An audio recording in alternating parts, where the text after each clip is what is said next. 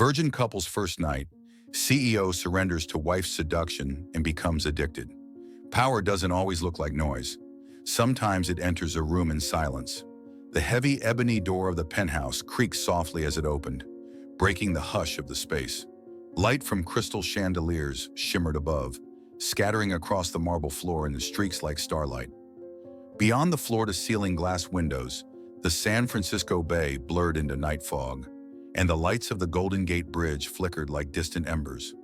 Smith Carter stood at the threshold, clad in a black suit, polished leather shoes echoing with steady clop-clop on the marble. This was his kingdom, where billion-dollar deals, advanced algorithms, and calculated silence were under his command. But tonight, the air felt different, dense, tense, as if a storm were preparing to strike. His cold gaze swept across the room and settled on the small figure near the window. Elena Harper, his newlywed wife. A girl he had seen only 3 times before signing the marriage certificate hours ago. The wedding was a calculated move, a board-mandated solution to extinguish a scandal threatening the empire he'd built. To Smith, she was just an orphan girl, a faceless janitor at Carter Tech. Someone he could control like he did everything else. But now standing there, long black hair cascading down her back, the simple white dress clinging to her delicate frame, something in his chest pulled tight. She had removed the veil, but not the worn sneakers she always wore. The last trace of her life before this.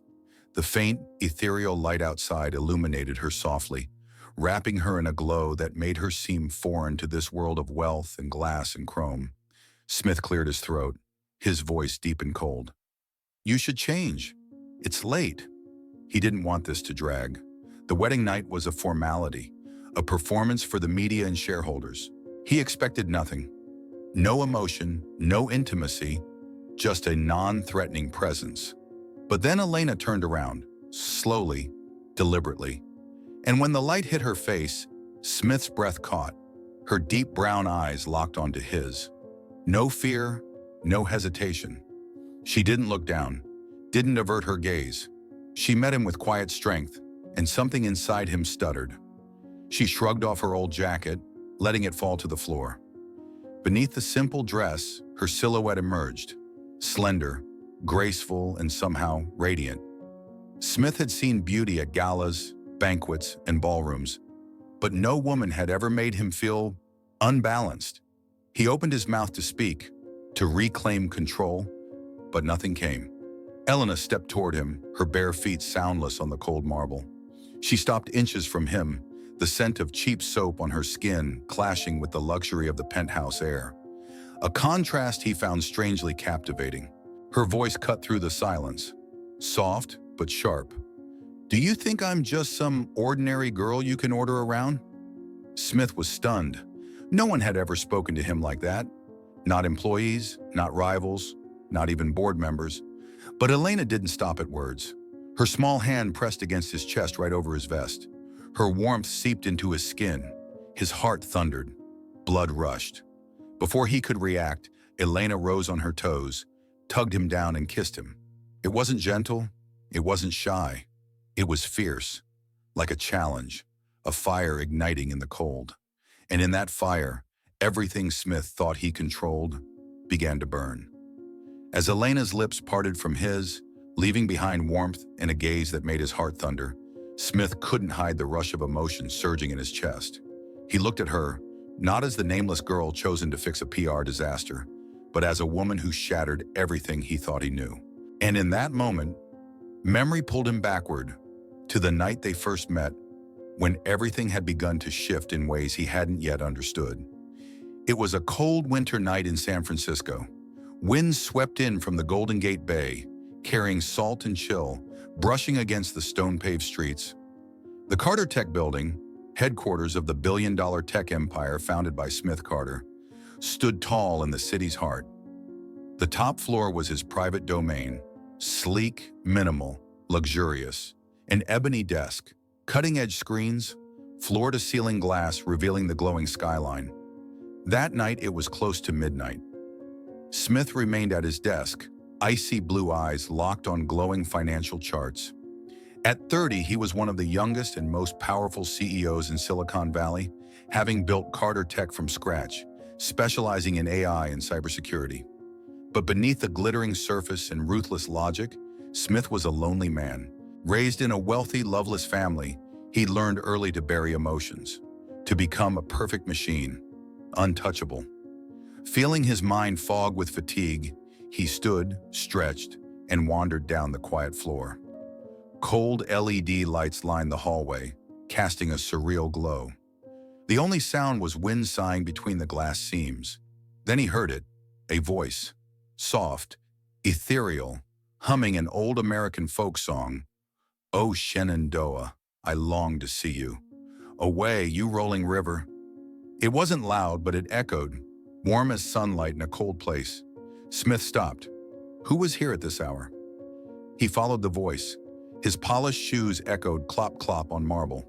Turning a corner toward the senior staff lounge, he saw her, a petite girl, long black hair loosely tied, kneeling with a mop in hand, wearing a faded gray janitorial jacket, sleeves frayed. Under dim lights, her face came into view. Lightly tanned skin, deep brown eyes, a beauty like a wildflower in a concrete city. She didn't know he was watching. Still singing, still mopping.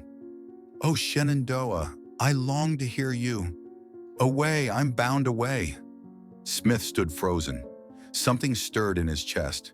This man, always consumed by billion-dollar deals, had never paused to hear something so simple. Her voice stirred memories of his mother, who once sang to him before walking away from the family. Then she looked up. Their eyes met. Eleanor Harper gasped. The mop clattered. "I'm so sorry. I didn't know anyone was still here." She stood quickly, wiping her hands on a worn apron, cheeks pink with embarrassment. Smith said nothing at first. He scanned her. Messy hair, old sneakers. Then he asked, cool and assessing, "Who are you?" "Elena Harper, night shift janitor." Her voice was soft but didn't tremble, even standing before the company's most powerful man. Smith nodded, about to leave, then paused.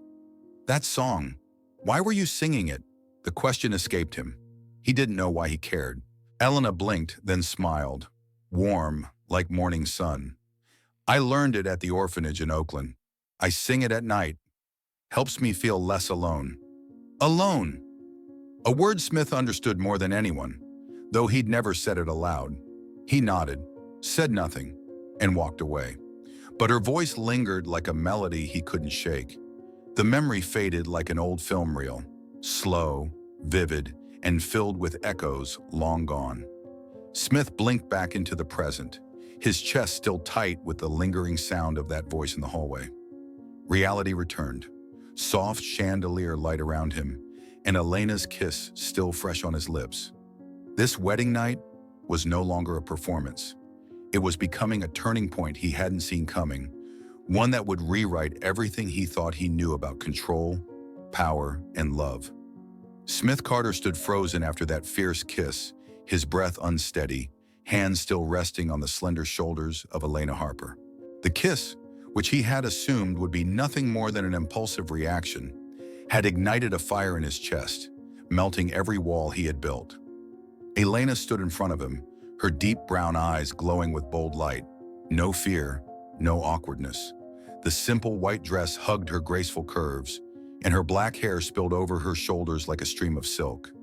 She was nothing like he'd imagined, and certainly not someone who could be controlled, like everything else in his life. Smith stepped back slightly, trying to regain his breath, searching for words that might quell this unfamiliar rush of emotion. But nothing came. Words dissolved like mist beneath the soft ambient light. Elena stepped closer. Her hand remained on his chest, feeling the erratic thump of his heartbeat. The scent of cheap soap clung to her skin, mingling with the rich air of the penthouse, a quiet stream cutting through stone. "Don't think you know everything about me, Smith Carter," she whispered, her voice soft but unyielding, her gaze locked to his. Smith had never encountered anyone like her. It wasn't beauty, it was courage, a quiet defiance wrapped in calm. And then, once more, she took the lead. Elena rose to her toes and sought his lips again. This time he didn't resist. He pulled her close as if she were the only source of air left. His arms tightened around her waist, his mouth meeting hers with deep hunger. No longer just desire, but a wave of emotion bottled up for 30 long years. He moved with urgency, guiding her toward the grand bed at the center of the room. The silk bedding rustled softly beneath her slender frame. Her black hair fanned out like a sheet of midnight on white. Elena looked up at him. No fear, no doubt. "Do you think I'm afraid of you?" she asked, her hand pressed over his chest, where his heartbeat pounded like thunder. Smith didn't answer with words. He leaned in, his hands braced on either side of her. His lips found hers once more. This time he took the lead. But something in Elena's eyes reminded him that she was not beneath him, not his to own. They melted into each other, his hands sliding down her back, feeling every curve beneath the thin fabric. Elena didn't retreat. She reached up, cradling his face with her small hands, her eyes shimmering with emotion. "I'm not the kind of person you think," she whispered. "I grew up with nothing. No parents, no home, no one to need me. But I'm not weak, and I won't let you treat me like another line of code in your business plan." Her words pierced through the ego Smith had so carefully cultivated. But instead of anger, he felt wonder. He had never met someone so unfiltered, so whole. In his world where everyone wore masks to survive, Elena was a gust of raw wind, blowing away every pretense. He lowered his head, lips brushing her forehead, then her cheek, then the curve of her neck, each kiss light but burning.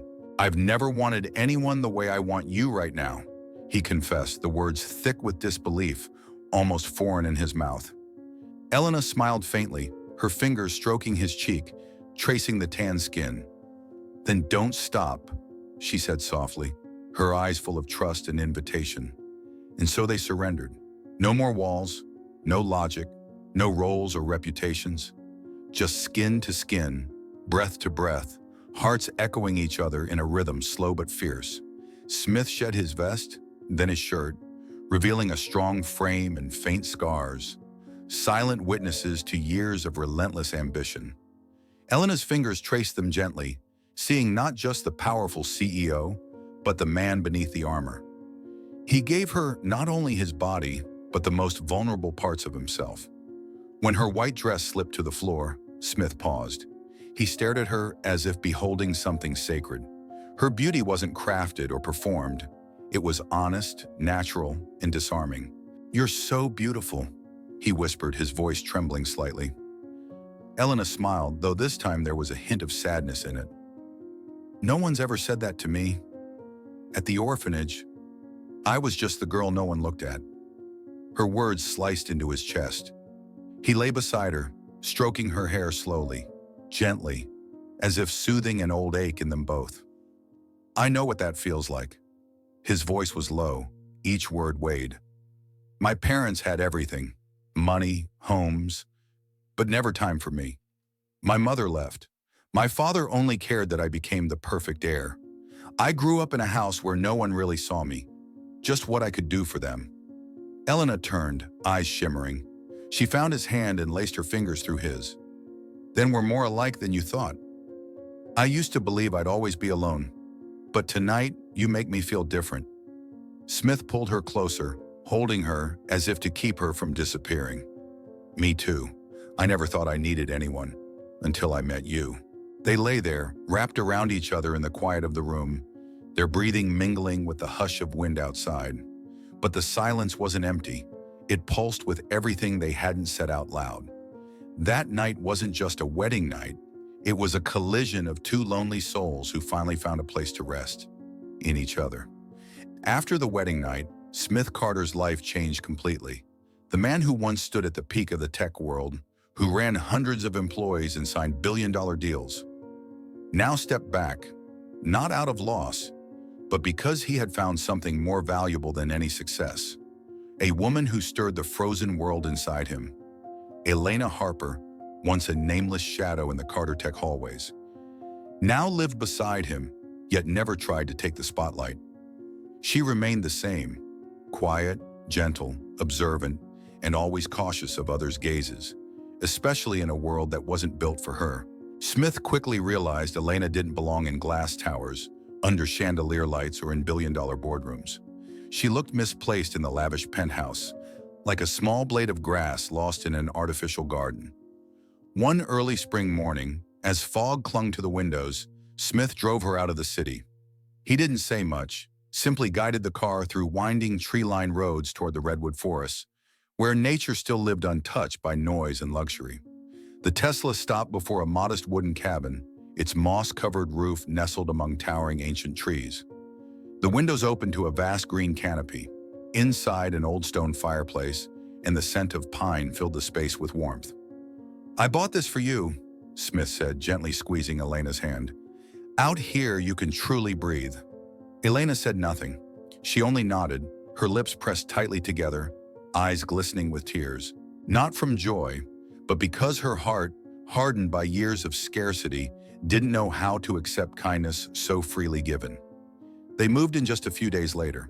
Smith worked remotely, only joining executive meetings when necessary. Each morning, he and Elena brewed coffee in the small kitchen, ate toast in the sunlight, and listened to birdsong outside the window. They planted vegetables, watered flowers, walked hand in hand beneath the canopy, and laughed together about the tiniest things.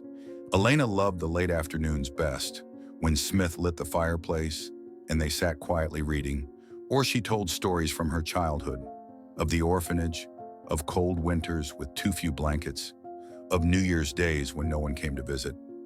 Smith listened without interruption. He didn't pity her. He listened like every word she spoke was a fragile truth worth protecting. In Elena's eyes, he was no longer the cold CEO. He was the man who fixed leaky faucets, carried her across muddy patches, and kissed her forehead every night before sleep. But that quiet dream didn't last. News of their marriage spread quickly through business newsletters, investor groups, and exclusive gala circles. Harsh whispers followed closely behind. Carter married a janitor? Look at her, like she just stepped out of the storage closet. Gold digger, no doubt about it. A girl like her won't survive long in our world. That evening, they attended a Carter Tech event at the Fairmont Hotel. Elena wore a soft pearl-colored dress, her hair tied back simply, makeup light and gentle. She smiled politely at shareholders, standing quietly beside Smith like a silent shadow.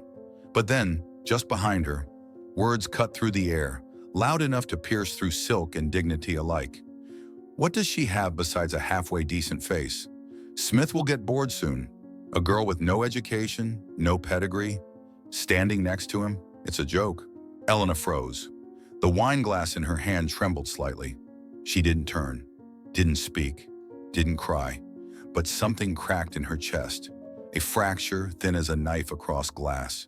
She smiled bitterly to herself. Even after stepping into his life, signing a marriage certificate, living under the same roof. To the world, she was still the orphaned janitor. Smith noticed the change in her eyes instantly. He left the crowd and approached her, placing a hand on her shoulder. His gaze swept across the murmuring group. "Say one more word, and I swear you'll never work in this industry again." His voice was steel. The room fell silent. But even his authority, even his threat, couldn't erase the silent wound blooming in Elena's heart. On the drive back to the cabin, the car was quiet. Smith drove, hands on the wheel. Elena stared out the window, the lights of San Francisco fading behind them. After a long silence, she finally whispered, "I know what they said is true. I don't belong in your world." Smith pulled over to the side of the road. He turned toward her and took her hand.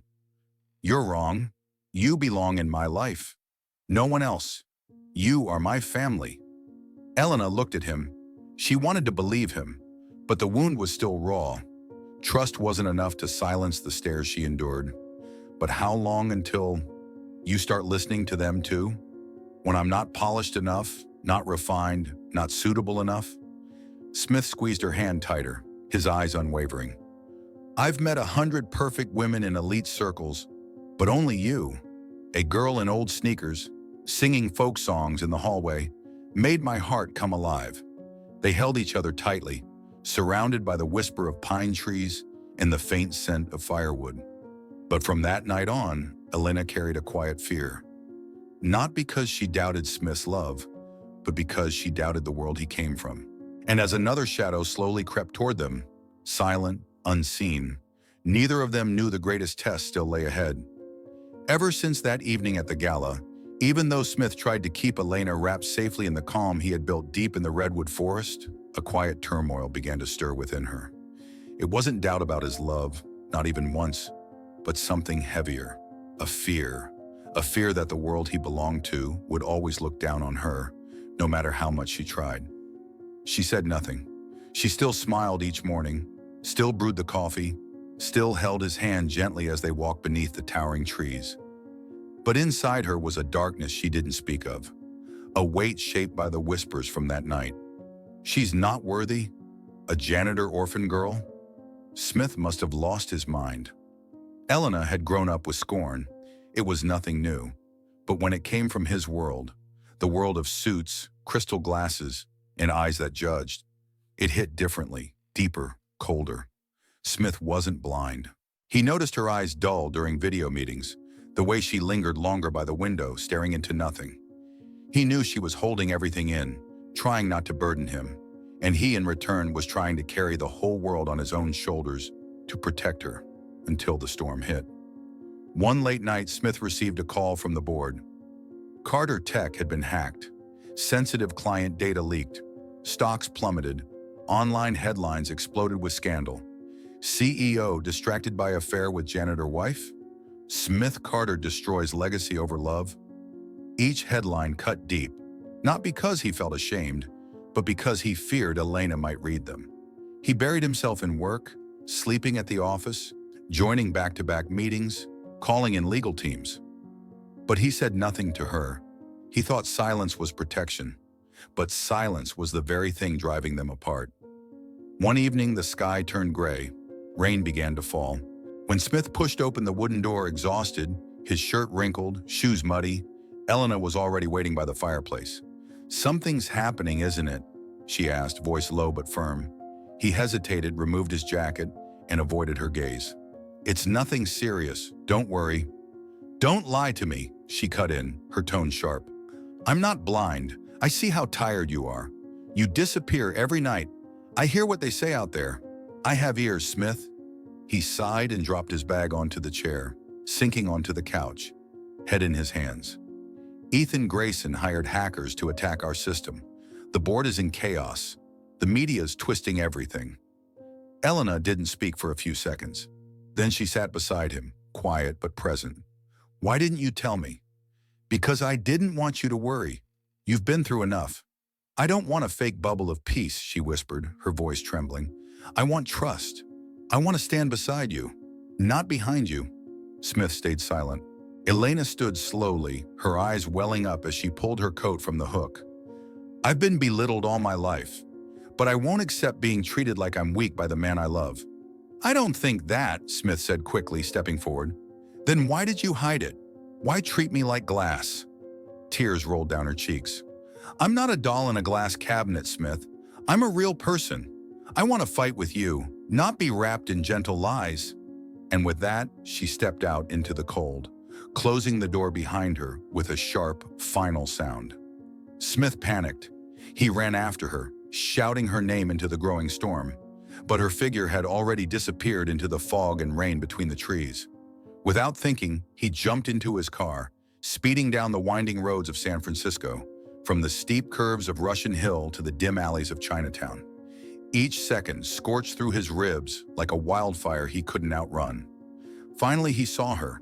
Elena stood beneath the Golden Gate Bridge, rain pouring down her body, her hair soaked, shoulders trembling in the cold.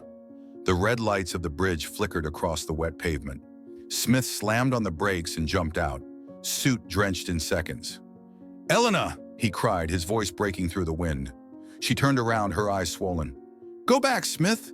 I don't want to be the one dragging you down anymore." But he didn't stop. He ran toward her, fell to his knees before her on the wet ground, his hands gripping hers. "You're not dragging me down. You're the reason I'm alive, Elena. You didn't ruin anything. You saved me. Without you, the company, the money, none of it matters." Her lips trembled. Rain and tears blurred together on her cheeks. "I just wanted to stand with you. to be by your side, not to be hidden. Smith cupped her face gently, rain dripping from his fingertips. I was wrong. I know I hurt you. I'm sorry. Please, come back home with me. Give me one more chance. She didn't reply right away, but then slowly, she stepped closer and rested her forehead against his chest. I never stopped loving you, she whispered. They held each other under the storm, clinging tightly as the city lights glowed faintly above them. There were no more lies, no more masks, just two hearts beating together again. Back in the wooden house, Smith wrapped Elena in a blanket, his fingers brushing through her wet hair.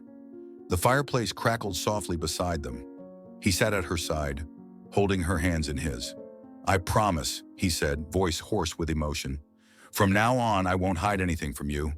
Whatever comes, I'll face it with you, because you're a part of me, the part I love more than myself. Elena's voice was barely a whisper, but steady. Together. We'll face everything together. And in that moment, deep in the redwoods, Elena finally believed. She no longer belonged to a world that rejected her. She belonged to him, too, and he belonged to her. The storm had passed. Through tears, hurt, and heartache, Smith and Elena didn't just find their way back to each other. They found themselves within the love they had built. From the ruins, they began to rebuild. Not a performance, but a real life together. And when a tiny miracle arrived, they realized, true love doesn't just heal the past, it creates a future. Since that stormy night, time had softened for Elena and Smith. They now lived quietly in the wooden house deep within the forest, where morning sunlight filtered gently through ancient trees, where birdsong filled the silences, and where two souls once broken had now found healing in each other. Then on a spring morning, as Elena was planting seeds in the small garden behind the house, a strange sensation rippled through her body. She placed her hand gently on her stomach, half anxious, half in awe. The feeling was familiar, like a deep-rooted instinct, but she didn't dare believe it just yet. That afternoon, when Smith returned from the office, he found her waiting on the porch, her eyes shimmering with something she hadn't yet said aloud. I've been waiting for you, she said softly, her voice slightly hoarse. Smith stepped forward, brushing her cheek with his fingers. What's wrong? Elena took a deep breath, then placed his hand over her stomach. I think you're going to be a father, Smith. He froze. A few seconds passed in silence. Then a radiant smile broke across his face. He lifted her off the ground and spun her gently under the golden light, like a child who had just received the greatest gift of his life. I can't believe it. We're really going to have a baby. I can't believe it either, Elena laughed, tears rolling down her cheeks. But there were two red lines. Smith pulled her in tighter, whispering against her ear. You just gave me another reason to become a better man every day. From that moment on, Smith changed. He still ran Carter Tech amid the aftermath of a cyber attack, still attended meetings, signed deals, and faced the board. But when the clock struck evening, he rushed home, not as the powerful CEO, but as a nervous husband learning how to boil chicken broth, warm water, and read pregnancy books by night. Elena often laughed as she watched him scribble down notes on how to massage sore backs or how to create the ideal room temperature for newborns. Are you writing a fatherhood textbook? She teased. I'm writing it for myself, Smith chuckled, rubbing her belly. I've never done anything as hard as learning to be a dad. But I believe you'll do it well, she whispered, placing her hand over his. Her eyes sparkled with trust. The wooden house slowly transformed. Smith repainted the small room next to theirs in a soft ivory shade.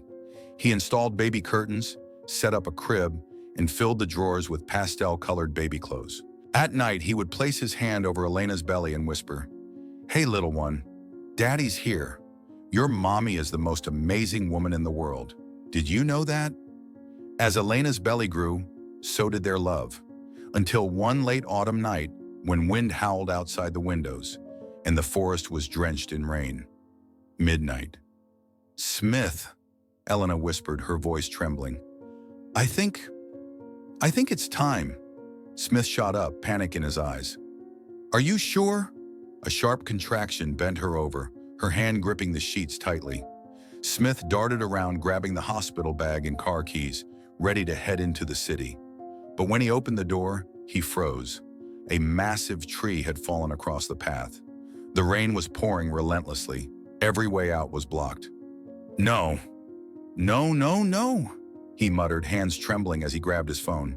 The signal flickered, but finally he got through to the doctor. "Please help me. She's going into labor. The road is blocked." The doctor's calm voice came through the speaker. "Stay calm. I'm here with you. You'll need warm water, clean towels, thick blankets. You can do this, Smith." He exhaled sharply, turning back toward the bedroom. When he looked at Elena, her face was contorted in pain, but she still managed a smile when she saw him. "I believe in you." Smith knelt beside the bed, grasping her hand tightly.